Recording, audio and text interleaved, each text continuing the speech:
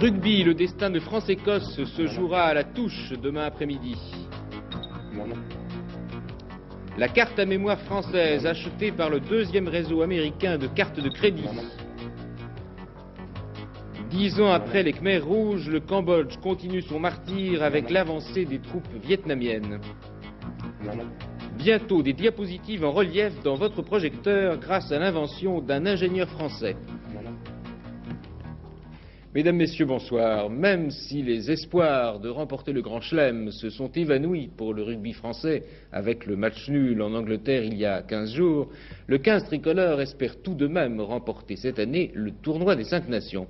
Et c'est pour cela que demain après-midi, au Parc des Princes, on alignera face à l'Écosse une équipe française remaniée.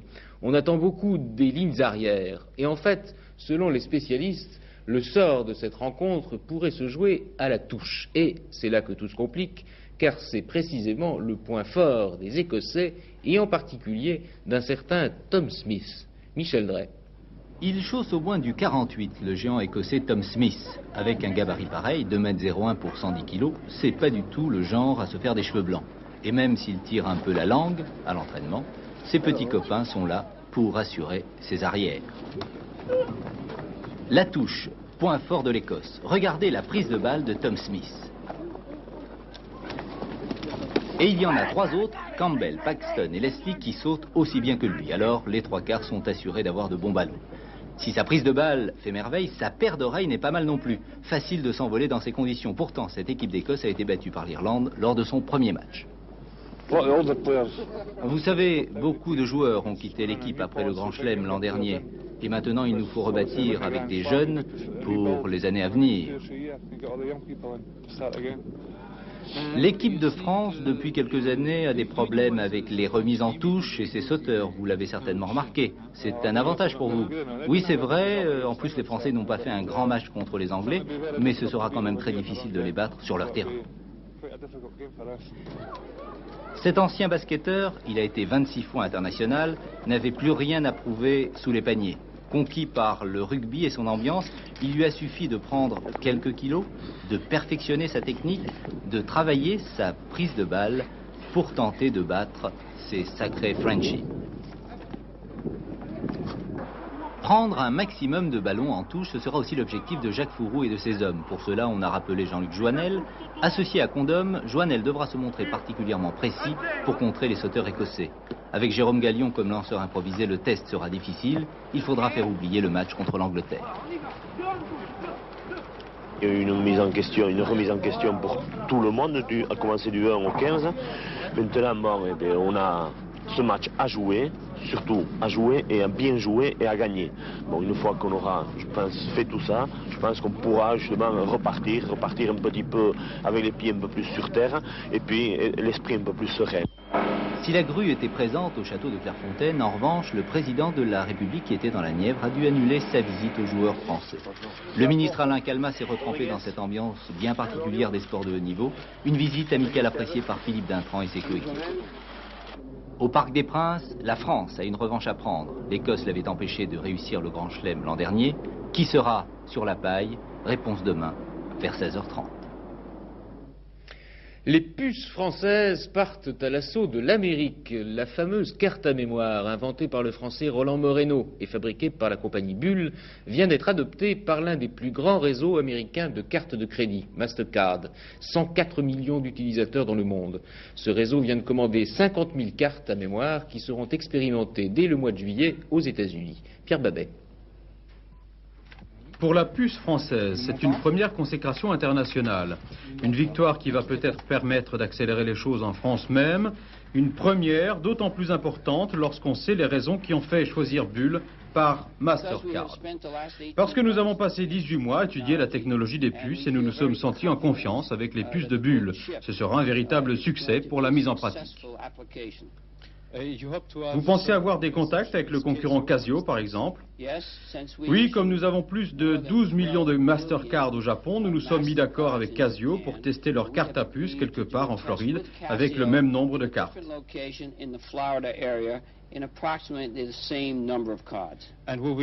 Et qui l'emportera entre Casio et Bull? Nous souhaitons que les deux gagnent, car le marché américain est de 200 millions de cartes et même plus. Il y a de la place pour les deux et de très bonnes concrétisations en vue.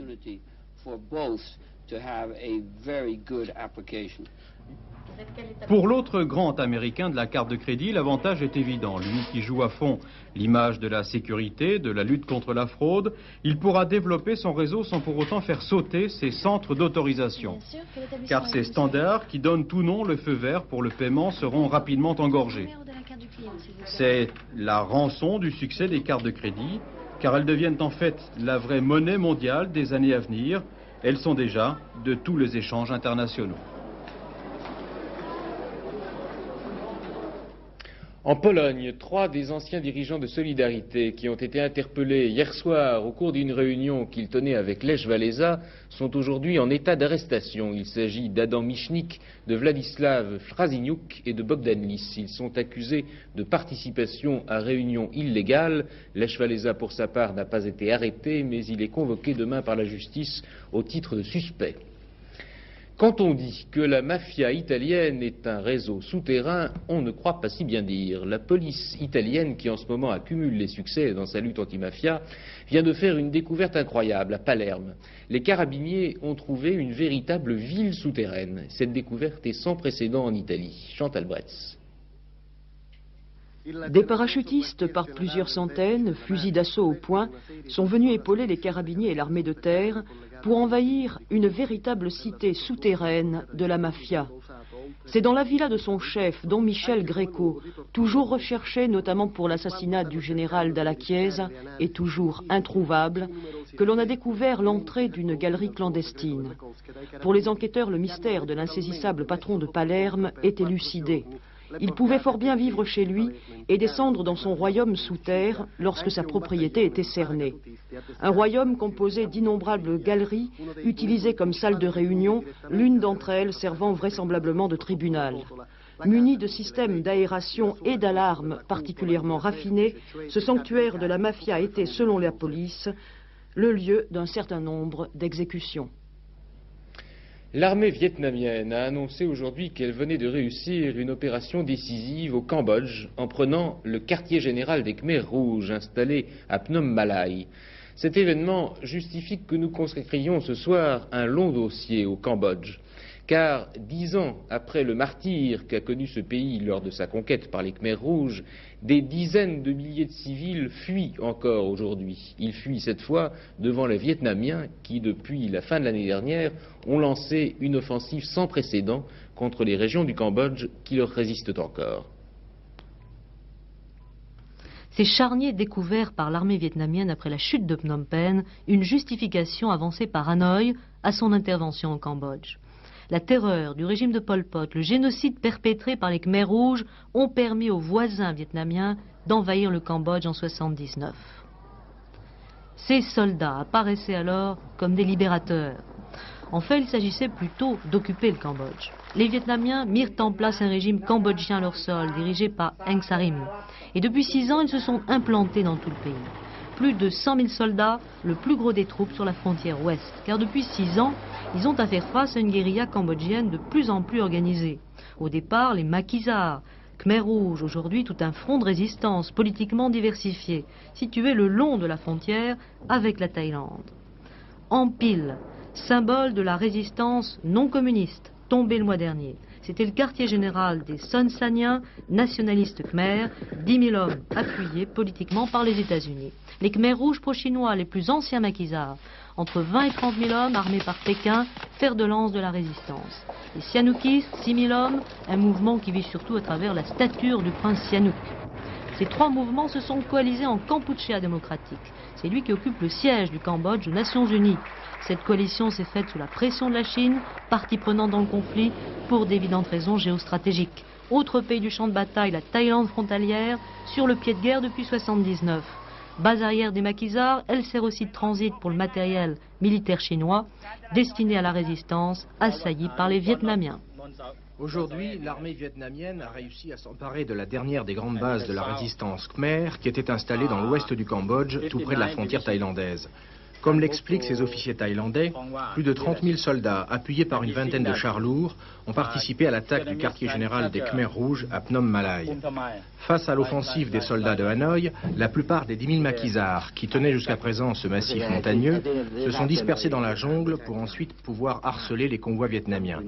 Cela signifie non seulement que les troupes vietnamiennes pourraient avoir du mal à tenir toutes les positions qu'elles ont conquises depuis le début de leur offensive en novembre dernier, mais aussi que leur victoire d'aujourd'hui ne signifie pas pour autant la fin de la résistance Khmer. En revanche, la prise de Phnom Malay permet à l'armée vietnamienne de priver ses adversaires d'une source importante d'approvisionnement en armes et en munitions qui jusqu'à présent étaient livrées dans cette zone par la Chine populaire. Quant aux deux autres composantes de la résistance cambodgienne, leur situation n'est guère brillante. Toutes les bases des maquisards non communistes du ministre Son Sann sont occupées par les Vietnamiens depuis le début de l'année et le prince Sihanouk et ses partisans ne disposent plus que du camp de Tatum dans le nord du pays. En attendant, l'offensive vietnamienne de ces derniers jours a provoqué la fuite de 40 000 nouveaux réfugiés en territoire thaïlandais. Aujourd'hui, près de 200 000 réfugiés cambodgiens s'entassent dans ces camps thaïlandais. La première vague est arrivée là en 1975 après la chute de Phnom Penh. La deuxième vague les a rejoints en 1979 lorsque les troupes vietnamiennes sont entrées au Cambodge. Van Sererit fait partie de cela. Il est d'abord resté dans son pays en se cachant et puis un jour, il a décidé de partir. Et comment s'est passée cette fuite? Moi, c'était 5 camarades, 5 amis. Et ça a quitté à Battambang, traversé dans les Andes pendant 2 semaines. Malheureusement, il y a deux camarades. Ils sont tués par les Khmer rouges parce que c'était tombé dans l'embuscade. Vous êtes passé dans des zones dangereuses? Oui. Il y en a 100 de mines qui plantaient la frontière thaïlandaise et khmero-thaïlandaise. Et vous êtes arrivé en Thaïlande? Oui. Et vous avez été dans un camp de réfugiés? Oui. Et alors là, c'était comment? C'est accueilli par les Croix-Rouges internationales. Et comment vous en êtes arrivé à décider de partir? Je pense je ne peux pas vivre sous le régime communiste. Il n'y a pas de liberté. Je voudrais la liberté. Je veux la liberté. Et pour tous ces Cambodgiens, déchirés d'avoir dû quitter leur terre à laquelle ils sont par nature très attachés, la vraie liberté, c'est le départ des troupes vietnamiennes du Cambodge. Bon, d'accord, enfin, ces réfugiés-là, ils s'enfuient enfin de leur pays, hein, ils sont très misérables, ils ont beaucoup souffert. L'Occident est généreux, les Nations Unies, tout le monde se mobilise pour apporter des aides, mais ce n'est qu'une solution provisoire. C'est une solution provisoire. Parce que le malade, enfin, si vous prenez en exemple le malade est gravement malade. Il ne suffit pas enfin, d'appliquer un cataplasme, parce qu'il faudrait, disons, une opération chirurgicale et de grande envergure. Et la solution chirurgicale, c'est la solution politique, c'est la solution préconisée par les Nations Unies qui demande le retrait total des troupes d'occupation vietnamiennes et le droit à l'autodétermination du peuple cambodgien. Pour l'instant, aucun indice ne laisse à penser que les Chinois vont intervenir comme en 1979. Par contre, il y a eu des déclarations du ministre chinois des Affaires étrangères qui peuvent effectivement laisser à penser qu'on ira dans cette direction. Mais aucun mouvement de troupes sur la frontière n'est intervenu en direction du Vietnam. Qu'est-ce qui est changé maintenant dans cette partie du monde avec l'attaque vietnamienne contre le camp de Phnom Malay? Le premier aspect, c'est la crédibilité maintenant diplomatique du gouvernement kampuchéa démocratique. Il est vrai qu'en perdant ces zones libérées à l'intérieur du Cambodge, la position diplomatique du gouvernement du prince Sihanouk va être extrêmement délicate et l'on pourra voir dans les prochains mois comment les pays de la région, comment les pays occidentaux, comment l'URSS, comment les États-Unis vont réagir à l'égard de cette nouvelle situation. La résistance n'a plus de base politique maintenant, à votre avis? Ces bases se sont énormément affaiblies en raison de ces pertes militaires. Les grandes puissances, je pense notamment aux États-Unis, à l'URSS et bien entendu à la Chine, qu'est-ce qu'elles peuvent faire? Alors, il faut savoir ce que vont décider les Vietnamiens. Si les Vietnamiens sont décidés à rentrer dans un jeu de négociation, effectivement, l'Union soviétique aura son mot à dire, notamment après la visite, les derniers contacts entre la Chine et l'Union soviétique. La Chine est directement impliquée dans ce conflit, et les États-Unis aussi. On a trop souvent oublié au cours de ces derniers mois les États-Unis, mais manifestement, il se passe quelque chose entre les États-Unis et le Vietnam. Ce n'est pas la première fois que le cinéma devance ou accompagne l'actualité, mais le film de Roland Joffé, qui vient de sortir en France, La Déchirure, illustre parfaitement ce phénomène. Il se situe au Cambodge, précisément en 1975, lors de l'assaut des Khmers rouges contre les grandes villes. Et c'est aussi l'histoire vraie d'un journaliste du New York Times, Sidney Schanberg, qui a vécu tous ces événements en compagnie d'un confrère cambodgien qui s'appelle Dit Pran. Ce film est très violent et pourtant ses auteurs disent que la réalité était encore pire.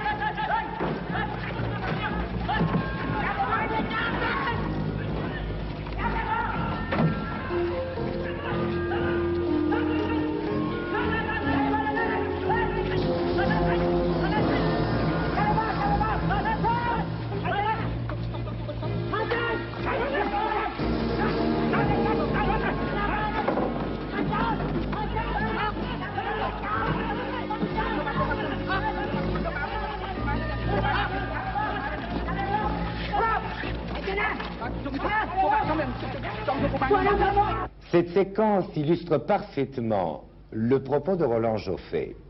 Ce n'est pas une fiction que l'évocation de l'année zéro des Khmers rouges.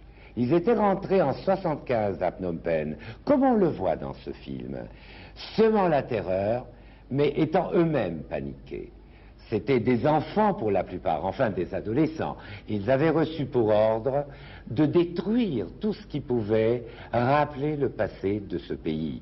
Le passé relié bien sûr à l'Occident, mais pas seulement, puisque le Cambodge avait une profonde culture asiatique et que les Khmers rouges ont pratiquement tout détruit, systématiquement.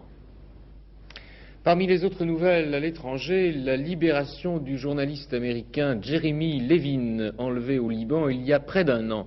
Les autorités syriennes l'ont remis ce matin à l'ambassadeur des États-Unis. Jeremy Levin a expliqué qu'il avait pu échapper à ses ravisseurs, qu'il avait capturés à Beyrouth et qu'il avait réussi à atteindre un poste de contrôle syrien dont il a obtenu la protection. Et cette version des faits est démentie par un communiqué publié au Liban par le djihad islamique qui affirme au contraire que le mouvement a décidé de libérer Jeremy Levin après avoir vérifié qu'il n'était pas le dangereux espion qu'on imaginait.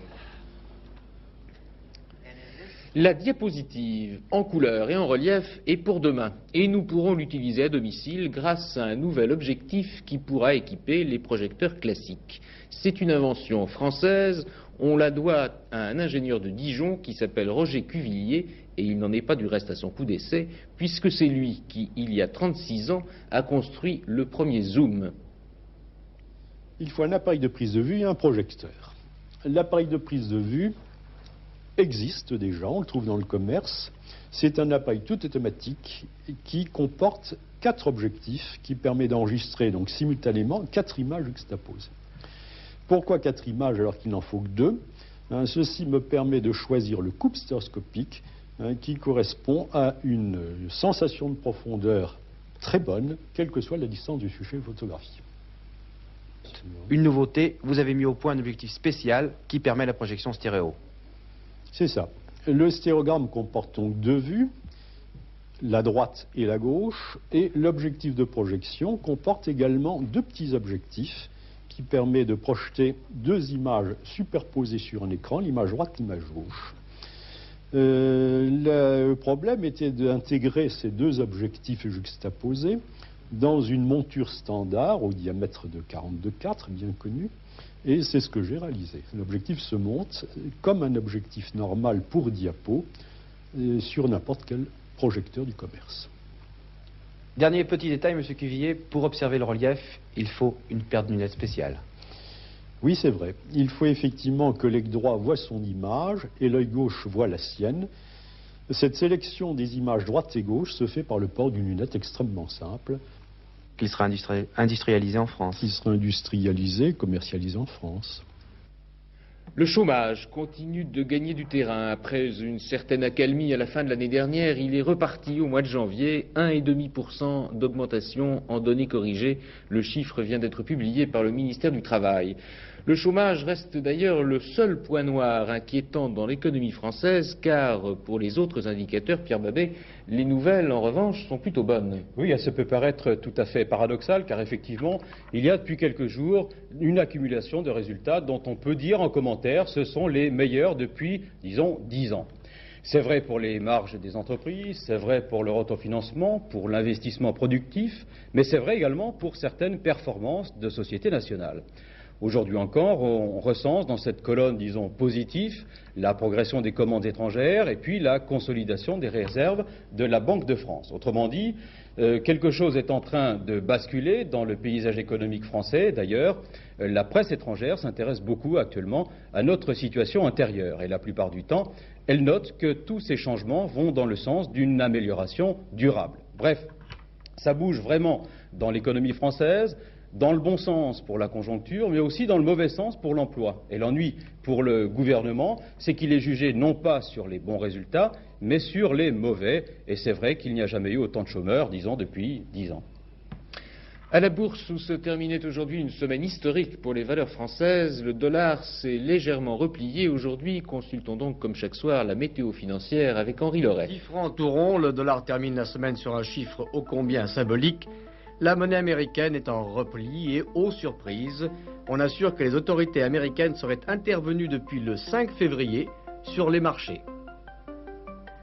Sans précision sur la nature de ces interventions et sans confirmation, il faut noter aujourd'hui la fermeté du mark qui a beaucoup souffert, au sein du SME également, et se reprend aujourd'hui contre le franc à 3,062. Petit tassement de la cote à la Bourse de Paris où l'indice de la compagnie des agents de change reste nettement au-dessus de la barre des 200. Les boursiers sont plus que satisfaits du marché parisien. À New York, les mauvais chiffres de la masse monétaire ont affaibli la cote hier.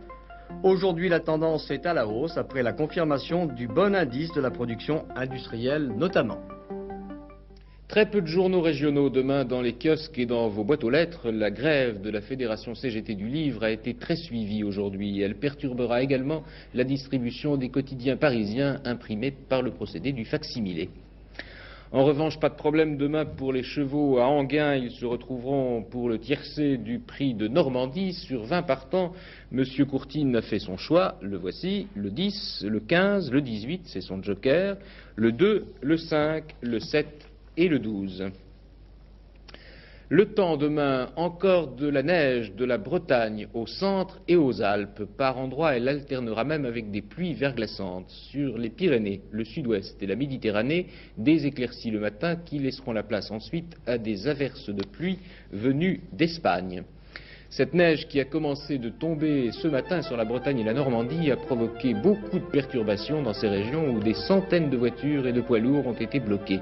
Le département de la Mayenne en particulier est totalement paralysé et l'autoroute de l'Ouest qui le traverse est impraticable. Beaucoup de problèmes également dans la région Rhône-Alpes dus à la fois à la météo et à l'afflux des skieurs. Alors si vous comptez partir demain vers le massif des Alpes, Bison Futé vous met en garde. Ce samedi sera un jour noir sur les routes et en tout cas, il vous conseille fortement de ne pas prendre la route demain matin. Vous voyez que jusqu'à midi, ce seront les heures les plus dures. Alors si vous arrivez à bon terme et si vous n'êtes pas coincé dans les bouchons, j'espère que nous nous retrouverons demain soir à 21h50. Excellente fin de soirée sur la 3 et avant de nous quitter, je vous rappelle les principales nouvelles de la journée. Bonsoir et à demain.